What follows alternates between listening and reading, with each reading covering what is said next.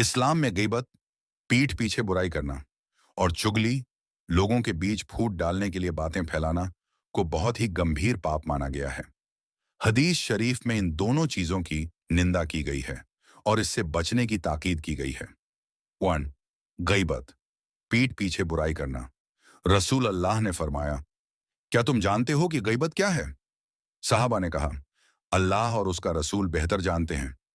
आपने फरमाया, अपने भाई का उस तरह जिक्र करना जिसे वह नापसंद करे। तब एक व्यक्ति ने पूछा, अगर मेरे भाई में वह बात मौजूद हो जो मैं कह रहा हूं? आपने फरमाया, अगर उसमें वह बात है तो तुमने उसकी गीबत की, और अगर वह बात उसमें नहीं है तो तुमने उस पर बोहतान, झूठा इल्जाम लगाया। मुस्लिम 2589। 2. चुगली नमेमी के बारे में रसूल अल्लाह ने फरमाया, चुगलखोर जन्नत में नहीं जाएगा। बुखारी 6056। मुस्लिम 105।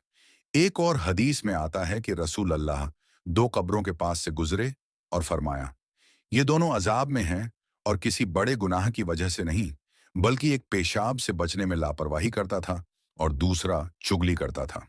बुखारी 216। मुस्लिम 292। नसीहत इस्लाम हमें सिखाता है कि हम एक दूसरे की इज्जत करें और गीबत और चुगली से बचें। अल्लाह ताला कुरान में फरमाता है, और तुम में से कोई किसी की गीबत न करे। क्या तुम में से कोई यह पसंद करेगा कि वह अपने मरे हुए भाई का गोश्त खाए? नहीं, बल्कि तुम इसे नापसंद करते हो।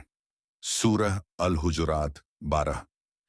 इसलिए हमें गीबत और चुगली से तौबा करनी चाहिए और अपनी जुबान को अच्छे शब्दों से इस्तेमाल करना चाहिए।